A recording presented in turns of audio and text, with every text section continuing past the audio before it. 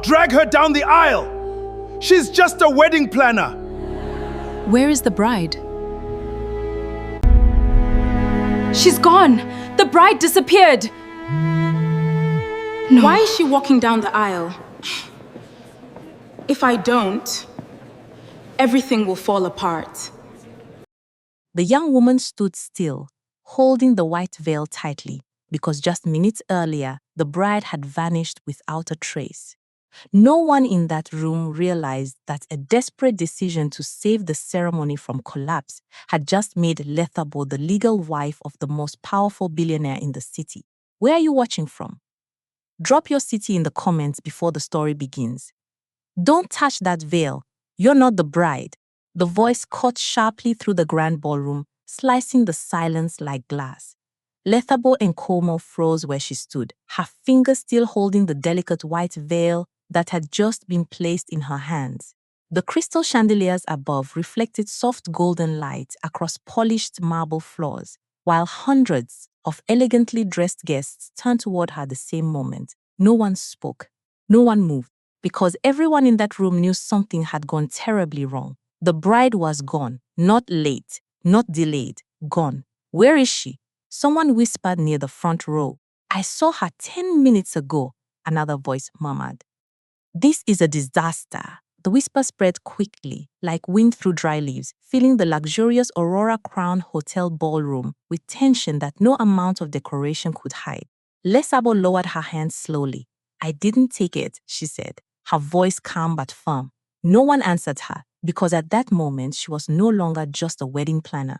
She had become the center of a problem no one knew how to fix. Across the room, Thabo Maseko stood near the altar, his posture rigid, his expression unreadable. He hadn't moved since the moment the news reached him.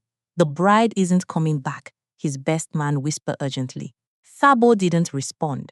He simply stared ahead, as if waiting for something that would not happen. 3 minutes passed, then 5. The music had already stopped. The officiant adjusted his glasses nervously, glancing between the groom and the restless guests. This cannot continue, one of the investors said quietly. This is embarrassing. This will be all over the news by tonight. Every word landed like weight, not just on Thabo but on the entire Masiko name. Lethabo felt it.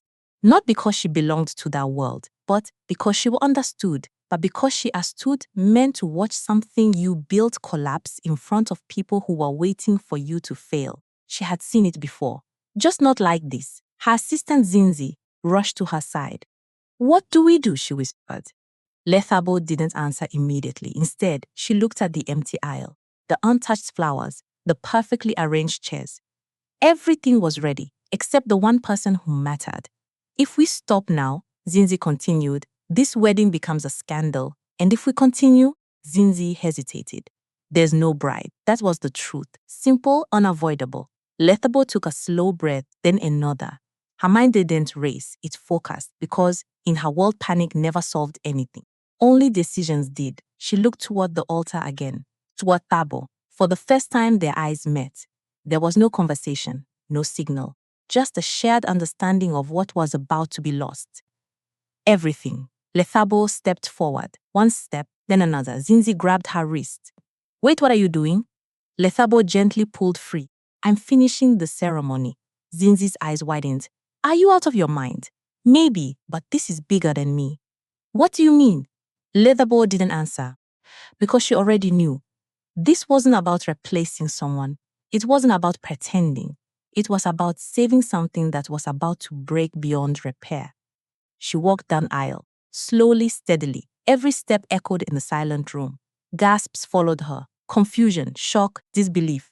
What is she doing? That's the planner. This is insane, but she didn't stop. She didn't look back. Because if she did, she might hesitate, and hesitation was the one thing she could not afford. When she reached the altar, she stood in front of Thabo, close enough to see the tension in his jaw, close enough to notice the question in his eyes. Are you sure? He asked quietly. It was the first time he had spoken. Lethabo met his gaze. No, a pause, but I know what happens if we don't do this. Another pause. Then something changed in his expression, not certainty, but acceptance. The officiant cleared his throat. Are we proceeding? No one answered immediately until Thabo spoke.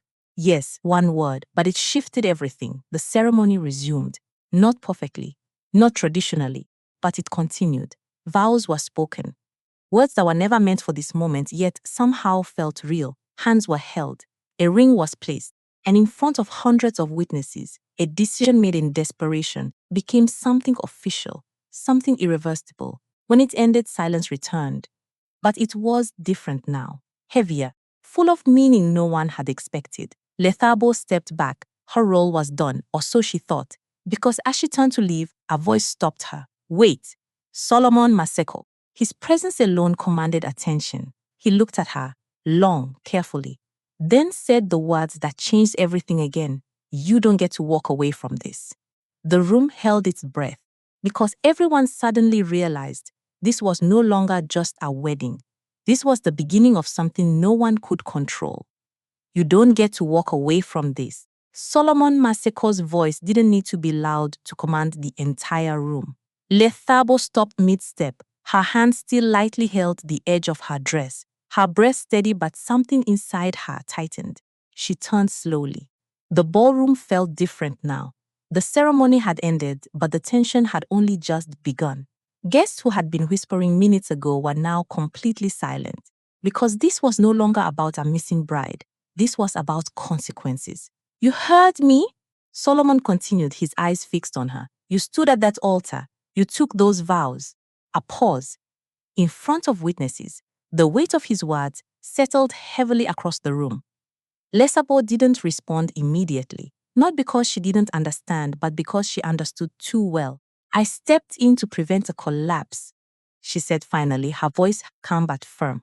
This was never meant to be permanent. A faint murmur moved through the crowd. But Solomon didn't look away. Intentions don't change reality, he replied. You signed the registry. Another pause. You are now legally tied to my son. The word legally echoed louder than anything else. Lethbob felt it, not as fear, but as clarity. Across from her, Thabo finally moved. Father, this isn't how we handle this, he said quietly. Then how? Solomon snapped back. By pretending nothing happened? This was an emergency decision, Thabo replied. Then you should have thought about that before you said yes. The exchange was sharp, controlled, but beneath it there was something deeper. Years of expectation, years of pressure, years of decisions made not from the heart but from obligation. Ledabo stepped forward again. Enough. The word was soft, but it carried. Both men turned toward her. This is my responsibility too, she continued. I made that decision. She lifted her chin slightly. I will not stand here and pretend I didn't. Silence followed, because that kind of accountability was rare, especially in a room filled with power. Solomon studied her more carefully now, not as a stranger, but as someone who had just stepped into a role she was never meant to have. Do you understand what this means? He asked. I do. Then say it. Lethabo held his gaze. It means I am legally married to Thabo Maseko. The room shifted again, not because of the words, but because of how calmly they were spoken. And what do you intend to do about it? Solomon pressed. Another pause, this time longer, because this was the moment. Not the ceremony, not the vows. This I intend to fix it, she said. How? Properly. Solomon's eyes narrowed slightly. That's not an answer. It's the only honest one I have right now. A ripple of tensions passed through the room again. Because honesty was not what people expected in situations like this. They expected excuses. They expected blame. They expected weakness. But Lethabo gave them none of that. Instead, she turned to Thabo. This was not your plan, she said. No. And it wasn't mine either. No, a small pause, but it happened. Yes. Their exchange was simple, but real. And that made it more powerful than anything else said that morning. What do you want? Thabo asked her quietly. The question hung in the air. Because for the first time, this wasn't about saving a wedding. It was about choosing a path. I want clarity, Lethabo replied. And after that, freedom. The word landed softly, but it cut deep. Solomon let out a short breath. So you intend to walk away? I intend to live with my integrity intact. A sharper answer, a stronger one. And for the first time, something in Solomon's expression shifted. Not approval, but recognition. He had underestimated her. Thabo glanced between them. then spoke again. If we annul this quickly, we can contain the damage, he said, legally and publicly. That would be the logical approach, Solomon agreed. But logic isn't always what people remember. Another pause. People remember stories. That sentence lingered longer than expected because everyone in that room knew it was true. And right now, this story was already beginning to spread. Lethabo took a slow breath, then said something that no one expected. Then let them remember it correctly. Both men looked at her. Not as a scandal, she continued, but as a decision made under pressure, handled with dignity. A long silence followed, because dignity was not the word anyone thought of when the bride disappeared.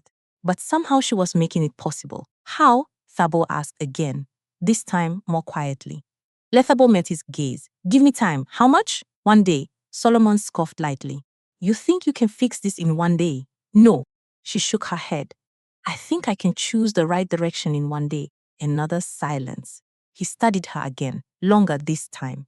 Then finally said, you have until tomorrow morning. A deadline. Clear, unforgiving. After that, he added, this becomes a matter we control.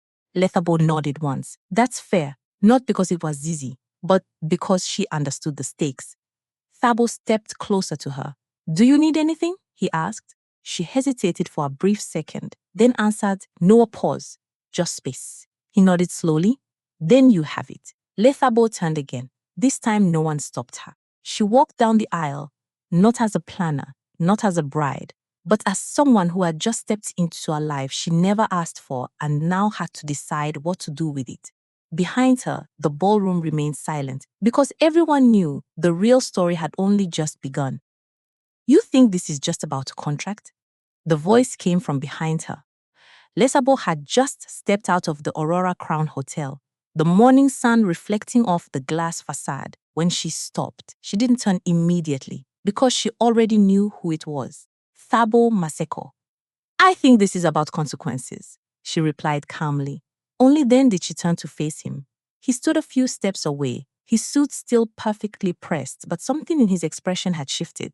Less controlled, more human. Then you're underestimating what just happened, he said. A pause. This isn't something we can quietly erase. Lethabo held his gaze. I never said we could. Another pause. The air between them felt different now. Not like strangers, but not like anything else either. Something unresolved. Why did you do it? He asked. The question came without accusation, just curiosity. Lethabo exhaled slowly. Because I knew what it would cost if I didn't. And what did it cost you? A brief silence. Everything that made my life simple. The honesty in her answer lingered because it wasn't dramatic. It was real. Sabo studied her for a moment. You could have walked away, he said. So could you? Their eyes locked again. And for a second, there was no audience, no expectations. Just two people standing in the aftermath of a decision neither of them had planned. My father will push this further, Tabo said quietly. I know, he won't let this fade. I don't expect him to. A small pause. Then why are you so calm? Lethabo gave a faint, almost tired smile. Because panic doesn't change outcomes. Another silence, this time less tense, more thoughtful. Thabo glanced toward the street, where black luxury cars waited in a neat line. Come with me, he said suddenly. Lethabo raised an eyebrow slightly. Where? My office. She didn't move. I don't work for you. No, he agreed. But right now, our lives are connected. The words connected hung in the air. Not romantic, not intentional, just true. I need to understand what options we actually have, he continued. And I'd rather do that with you than without you. Lethabo considered his words. Not the offer itself, but the way he said it. There was no command in his tone, no entitlement, just clarity, and that made it harder to refuse. Fine, she said finally.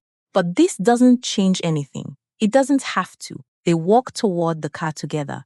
Not side by side, not distant either. Something in between. The driver opened the door without a word. Lethabo hesitated for a fraction of a second before getting in, because stepping into that car felt like stepping deeper into something she didn't fully understand yet. The door closed softly behind her. The city moved outside the window as the car pulled away from the hotel. Neither of them spoke at first. The silence wasn't uncomfortable, But it wasn't easy either. It carried too many questions. Finally, Thabo broke it. "There's something you should know," he said. Lethabo turned slightly. "I was supposed to marry her for a reason." "Love?" He shook his head once. "Alignment." She didn't interrupt, because she already understood what that meant. Business, reputation, strategy. "My father arranged most of it," he continued. "I agreed because it made sense at the time. And now?" Another pause. "Now I don't know what makes sense anymore." The admission was quiet, but significant, because men like him didn't usually admit uncertainty. Lethabo looked out the window again. "You're not the only one," she said softly. The car slowed as they approached a towering glass building in Santon's financial district, Maseko Holdings. The name alone carried weight. As they stepped out, employees moved quickly, their eyes briefly flicking toward them, because news traveled fast, even without confirmation. Inside the private elevator, the tension returned. Not from fear, but from awareness. This wasn't just a conversation anymore. This was a situation that would affect reputations, businesses, lives. When the doors opened, they stepped into a sleek executive floor, quiet and immaculate. Thabo gestured toward a glass-walled office. "After you." Lethabo walked in first. The space was expansive, minimal, and precise, just like everything about his world. She placed her bag on the table and turned to face him. "Let's be clear," she said. "This ends cleanly." Thabo nodded. "That's the goal. No hidden clauses." "Agreed." "No public humiliation." "Agreed." A pause, and no pretending this was something it wasn't. Another pause, this one longer, because that last condition carried more weight than the others. Thabo met her eyes. Agreed. The word was simple, but it felt like the first real agreement they had made, not out of pressure, not out of necessity, but out of choice. Lethabo exhaled slowly. "Then we start with the legal side. And after that," she hesitated, "just for a moment, after that we give each other back our lives." Silence filled the room again, but this time it wasn't heavy. It was intentional, because for the first time they weren't reacting anymore, they were deciding. "You think this ends with a signature?" The lawyer's voice was calm, but every word carried weight. Lethabo sat across the polished glass table, her hands resting quietly in front of her. The office was silent, too silent, because this was the moment everything started to become real on paper. "No," she replied. "I think this begins with one." A brief pause. The lawyer adjusted documents in front of him. "Well, legally speaking, what happened this morning is binding." He glanced between her and Thabo. "Annulment is possible, but not immediate." Lethabo didn't react, not visibly. "How long?"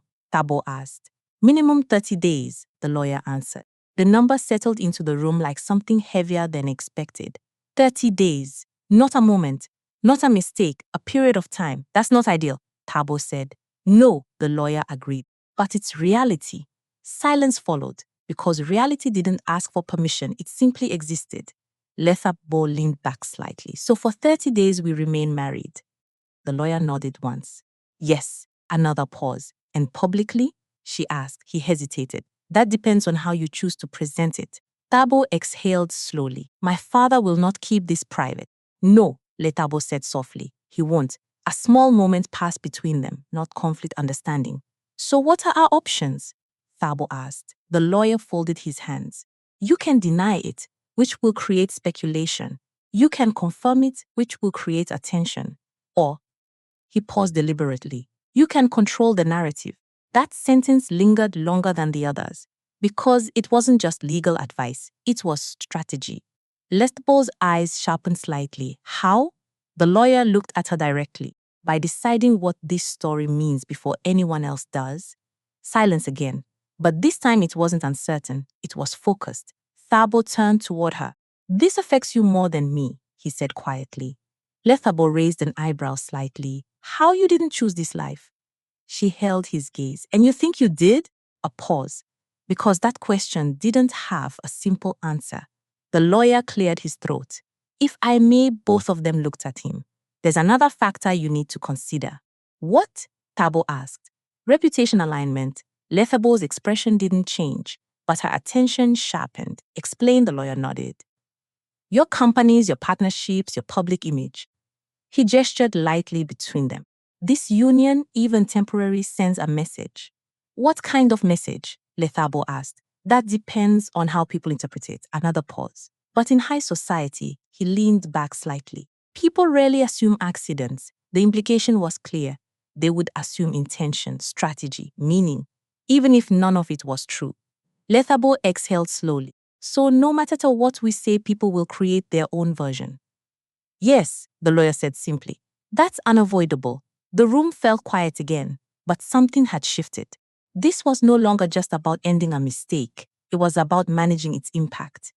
Thabo stood up and walked toward the window. The city stretched out below, busy, indifferent, alive. They'll think I planned this, he said quietly. They'll think I replaced the bride on purpose. Lethabo didn't respond immediately because she knew he wasn't entirely wrong. And what will they think about me? She asked after a moment. Thabo turned back toward her. He didn't answer right away because the truth wasn't simple. They'll think you saw an opportunity, he said finally. A small silence followed. Lethabo nodded once. Of course they will. Not anger, not denial, just acceptance. Because she understood something most people didn't. Perception was rarely about truth. So what do you want to do? Thabo asked. The question was direct now, clear. Lethabo leaned forward slightly, her voice calm, controlled. We don't deny it. The lawyer raised an eyebrow. And we don't drums it, another pause. We present it as it is. And what is it? Thabo asked. Lethabo made his eyes. A decision made it under pressure handled with responsibility. The words were simple, but precise. The lawyer nodded slowly. That could work. Thabo studied her expression. You're not afraid? A faint smile touched her lips. I am. A pause. But fear doesn't get to decide this. Silence again. But this time it felt different, stronger, more grounded. Because for the first time since the ceremony, there was direction clear, intentional. The lawyer closed the file gently. Then we prepare a statement. Lethabo nodded. Yes. Thabo looked between them. Then said quietly. Then we do this properly. No rush, no panic, just a decision. And in that moment, what had started as a crisis began to transform into something else. Not a mistake, not entirely, but a turning point no one had expected. You really think you can control this? The voice was sharp, not loud, but cutting enough to shift the air in the room. Lethabo didn't need to look up to know who had just walked in. Nokuthula Dlamini, the woman who was supposed to be the bride. Silence followed her entrance, not because she demanded it, but because everyone present understood this was inevitable. Lethabo slowly lifted her gaze. Nokuthula stood near the doorway, still dressed in a fitted ivory gown, her makeup flawless, her hostess uncan, as if she hadn't disappeared, as if nothing had collapsed. You shouldn't be here, Sabo said, his voice controlled but colder than before. Nokutula smiled faintly. Interesting, she replied. I was about to say the same thing. The tension snapped into place instantly, like something that had been waiting beneath the surface all morning. Lethabo didn't move, because this moment wasn't about her reacting. It was about understanding. You left, Bo continued. No explanation, no warning. Nokuthula stepped further into the room. Her heels echoed softly against the polished floor, and yet the wedding went on, she said lightly. Her eyes shifted toward Lethabo. That's impressive. A pause, or desperate. The word hung in the air, deliberate, provocative. But Lebo didn't take the bait. I stepped in to prevent public damage, she said calmly. Nothing more. Nokusula tilted her head slightly. Nothing more. A faint laugh escaped her lips. You married him? The statement was simple but loaded. Lethabo held her gaze. Yes, no denial, no hesitation, just truth. And that shifted something, because Nokutula had expected defensiveness, excuses, maybe even guilt. But she got none of that. Then tell me, Nokuthula said, her tone sharpening slightly. Do you intend to keep what isn't yours? The question landed harder than anything before it, because it wasn't just about the marriage. It was about position, power, identity. Lethabo leaned forward slightly, her voice still calm, still measured. I don't intend to keep anything that doesn't belong to me. A pause. But I also don't abandon responsibility once I take it. Silence. Heavy. Real. Because that answer didn't fit into the narrative Nokuthula had prepared. Thabo stepped in before the tension escalated further. This isn't a confrontation, he said. Nokutula asked. A conversation that should have happened before today. Another pause. Longer this time. Because beneath everything there were truths that had been avoided for too long. Nokuthula crossed her arms slightly. You want honesty? Yes. Fine. She exhaled slowly. I didn't leave because I was afraid. No one interrupted. I left because I refused to become part of something that was never truly mine. The room stilled again, because that sentence carried more weight than expected. What does that mean? Tabo asked quietly. Nokutula looked at him directly. It means this marriage was never about us. A pause. It was about your father. Silence. Sharp. Unavoidable. Ledabo didn't move, but her attention sharpened. Because now this was no longer just about a missing bride. It was about intention, expectation, control. You agreed to it, Tabo said. Yes. And now you're walking away. Yes. Another pause. But not because I'm weak, Nokutula added. Because I finally chose something for myself. The honesty in her voice was undeniable. And for a brief moment, no one challenged it. Lesabo spoke again, softer this time. Then why come back? Nokusula's gaze shifted toward her. To see who took my place, a pause, and to understand why. The two women held each other's eyes, not as enemies, not entirely, but as two people standing at the same crossroads from different directions. You're not what I expected, Nokutula said after a moment. Neither are you, Lethabo replied. A faint smile flickered. Gone almost instantly, Thabo exhaled slowly. This doesn't change what's already happened. No, Nokutula agreed. It doesn't. She stepped back slightly, but it clarifies something. What? He asked. That this was never about replacing me. A pause. It was about revealing something that was already broken. The words settled deeply into the room because they didn't accuse, they exposed. Lesabo stood up slowly. This doesn't have to become something destructive, she said. Nokutula looked at her carefully. Then don't let it. Another pause. End it cleanly. Simple, direct, but not easy. Because nothing about this situation was. Thabo nodded once. That's the plan. Nokuthula gave a small, almost approving nod, then turned toward the door. But before leaving, she stopped. Without turning back, she said, just make sure you know the difference between fixing a mistake and stepping into a life that was never meant for you. The door closed softly behind her, and with it the last illusion of a simple ending disappeared. You're still here! The voice wasn't surprised, just observant. Lethabo stood near the wide glass window, overlooking the city below. She hadn't realized how long she had been standing there thinking, replaying everything. I haven't decided what living looks like yet, she replied quietly. Thabao stepped further into the room. His presence was calm, measured, very different from the tension earlier. That makes two of us, he said, a pause, not uncomfortable, just honest. Lethabo turned slightly, resting her weight against the edge of the desk. The statement is ready? Yes. And? Sabo exhaled slowly. It says exactly what we agreed. No drama, no lies, no excuses. Lesabo nodded faintly. Good, another silence followed, but this one felt heavier. Because now there were no more distractions, no interruptions, no external pressure, just them, and the reality they were sitting in. Do you regret it? Thabo asked suddenly. The question came without warning, but not without meaning. Lethabo didn't answer immediately. She looked out at the city again. Cars moving, people living, everything continuing as if nothing had changed. I regret how it happened, she said finally. A pause. But not that I did something when it mattered. Thabo studied her expression. You saved the event. I prevented a collapse, she corrected gently. Those are not the same thing. A faint smile appeared on his face. Brief, but real. You're very precise with your words. I have to be, she said. People hear what they want, not what you say. Another pause. That's true. Silence settled again. But this time it carried something softer, less defensive, more reflective. Thabo moved closer, stopping a few steps away from her. Lethabo, her name sounded different now. Not formal, not distant, just spoken. If things were different, he stopped himself because even he knew that sentence was dangerous. Lethabo looked at him, calm, clear. Things are not different, she said gently, a pause. And we shouldn't pretend they are. The words didn't hurt, but they grounded the moment. because reality mattered more than possibility. Thabo nodded slowly. You're right. Another silence. Then he added, but that doesn't mean this is meaningless. That made her pause just for a second, because that wasn't what she expected.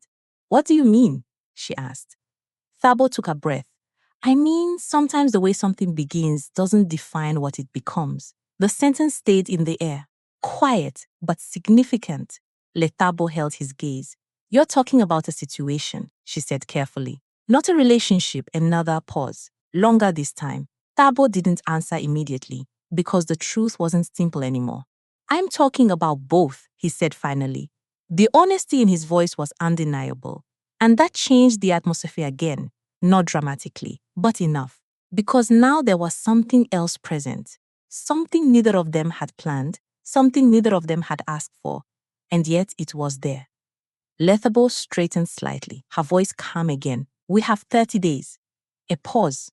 That's all this is, a boundary. Clear, necessary. Thabo nodded. I know, but something in his expression said he wasn't entirely convinced by that. The phone on his desk buzzed softly. Lesabo glanced at it, an unknown number. She hesitated for a second before answering.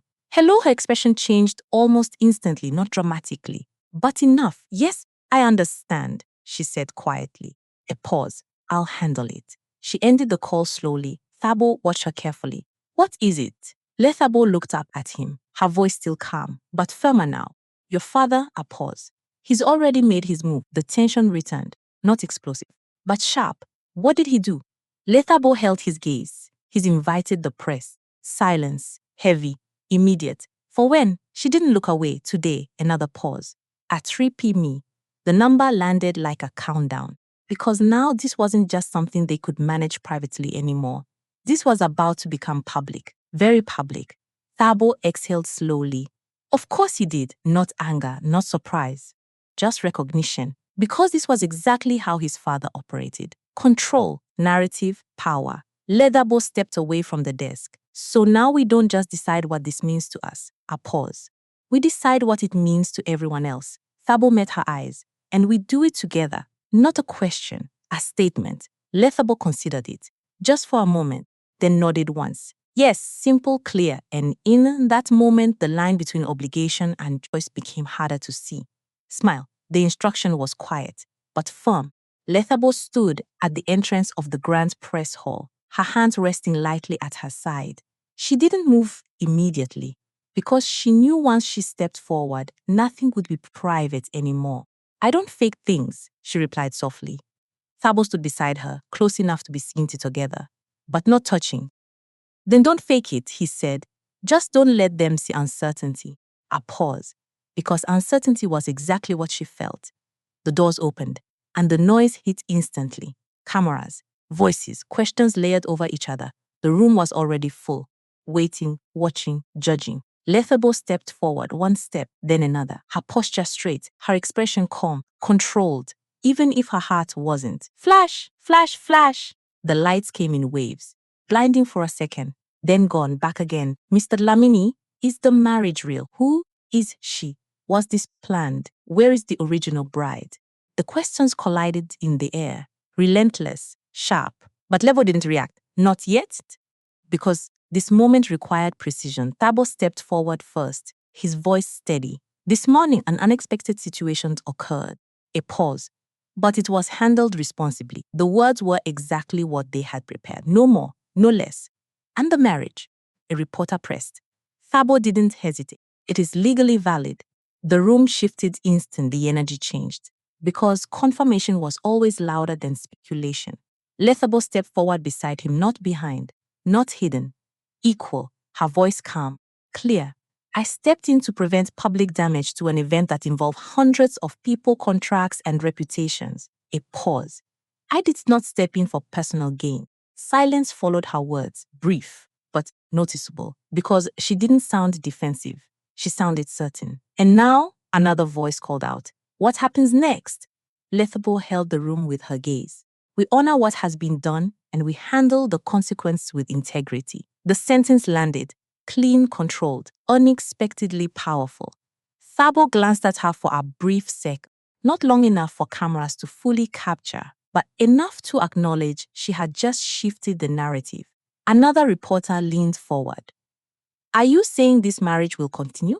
A pause, because this was the question, the one everything pointed toward. Lethabo didn't rush. She didn't deflect. She answered, we're saying that we will not treat a serious commitment like a temporary inconvenience. The room went quiet again, because that answer was not what anyone expected. No scandal, no denial, no dramatic rejection, just responsibility. And that confused them, because confusion meant loss of control. The question slowed, not stopped, but changed. Less aggressive, more curious, more careful, because now they weren't dealing with a scandal. They were dealing with something harder to define, something more difficult to tear apart. Thabo spoke again. We will not be answering further personal questions at this time. A clear boundary, professional, final. The press conference ended shortly after, but the impact didn't. As they walked out, the noise faded behind them, but the weight of what had just happened stayed. Lesabo exhaled slowly once they were alone again. That went differently than expected. Thabo nodded. Yes, a pause, but not badly. She looked at him, carefully. Do you believe what we said? The question was quiet, but direct. Thabo didn't answer immediately, because the truth was still forming. I believe we meant it in that moment, he said finally. Not perfect, but honest. Lethabo nodded slightly. That's enough for now. Another silence followed, but this one wasn't uncertain anymore. It was transitional because something had changed, not just publicly, but internally. They weren't just reacting anymore. They were choosing, step by step, moment by moment, and even though neither of them said it out loud, they both understood the same thing. This situation was no longer temporary in the way it had once seemed. You handled that well. The compliment was simple, but it carried weight. Lethabo stood on the balcony, the city lights beginning to glow beneath the darkening sky. She didn't turn around immediately, because she knew who it was, and because she needed a second to breathe. I did what was necessary, she replied. Thapos stepped beside her.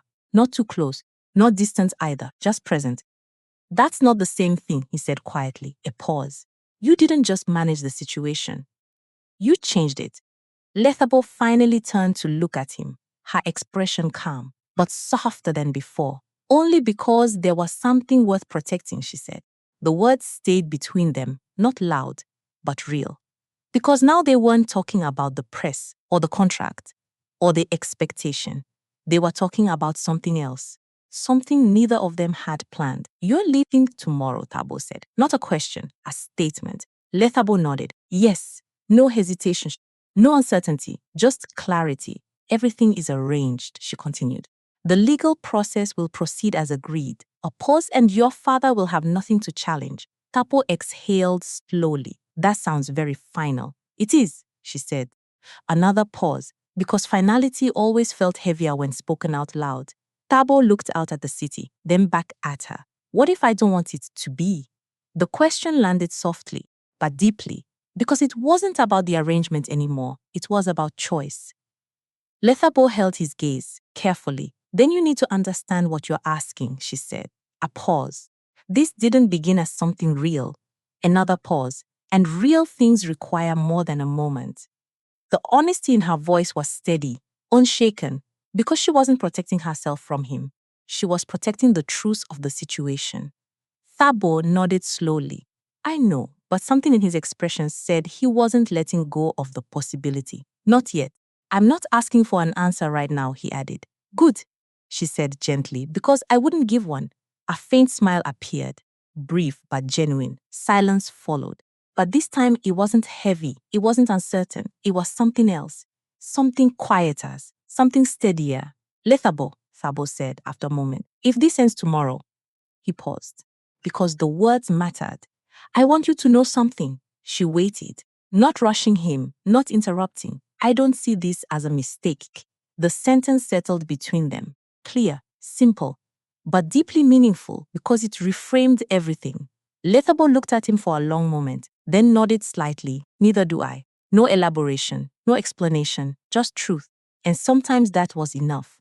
The city lights flickered below them. Steady, unchanging. A reminder that life continued, regardless of what decisions were made in quiet moments like this. Tomorrow, she said softly, we go back to who we were. A pause, we decide who we want to be. Thabo didn't answer immediately, because for the first time those two options didn't feel the same anymore, and that realization was where everything truly began. So this is it? The question was quiet, not dramatic, not desperate, just real. Leatherbow stood near the entrance of the modern glass building, a small suitcase placed neatly beside her. The morning light reflected off the polished floors behind her. Everything looked clean, orderly, final. This is what we agreed, she replied calmly, her voice steady, unshaken, but not cold, never cold. Thabo stood a few steps away, close enough to stop her, far enough to let her go, a distance that said everything words couldn't. Yes, he said, a pause. But not everything we agreed still feels right. Lethabo looked at him, not surprised, because part of her had expected this moment. This isn't about what feels right, she said gently. It's about what is right. The distinction mattered, because feelings changed, but decisions defined consequences. Thabo nodded slowly. And what if I'm ready to choose something different? The question hung in the air, soft but powerful. Lesabo didn't answer immediately. She took a breath, then another, because this wasn't a moment for quick reactions. It was a moment for truth. Then it has to come from clarity, she said, a pause. Not from emotion. Thabo stepped closer, just one step, but enough to shift the distance between them. This isn't just emotion, he said quietly. It's understanding. Another pause. Something changed. Lethabo held his gaze, carefully. Yes, she said. It did. Silence followed. But this silence wasn't as uncertain. It was full, because both of them now understood something they hadn't before. This situation had started as an obligation, a solution, a necessity, but somewhere along the way it had become something else, something neither of them had planned, something neither of them could ignore. You said yesterday, Thabo continued, that real things require more than a moment? Leatherbow nodded slightly. I meant that. Another pause. Then don't let this be just a moment, he said. The words were simple, but they carried everything. Because this wasn't a demand, it wasn't pressure, it was a choice, an invitation. Lethabo looked down briefly, then back at him, her voice softer now, but still grounded. This only works if it's real, she said. A pause. Not because of what happened, another pause, but because of what we choose next. Thabo didn't hesitate this time. Then I choose it. Clear, direct, certain. The answer came without doubt. Because for the first time he wasn't reacting to circumstances, he was deciding. Lethabo studied him for a long moment, not looking for perfection, not looking for certainty, just truth, and she saw it. Not flawless, not complete, but real. She exhaled slowly. The tension that had been quietly sitting in her chest shifted, not gone, but lighter. I'm not promising anything, she said. Honest, necessary. Thabo nodded. I'm not asking you to. Another pause. Just don't walk away before we find out what this is. The words settled between them. Simple, but enough. Leatherbow looked at the suitcase beside her, then back at him. And in that moment, the decision wasn't about leaving or staying anymore. It was about something deeper, something quieter, something that didn't need to be forced. She reached down, slowly. Then she let go of the handle. The suitcase stayed where it was. A small movement, but a powerful one, because sometimes the biggest decisions didn't look dramatic at all. They looked like this. Still, quiet, certain. The post smiled slightly. Not in victory, not in relief, but in understanding, because he knew this wasn't an ending. It was a beginning. And this time it was chosen, not forced.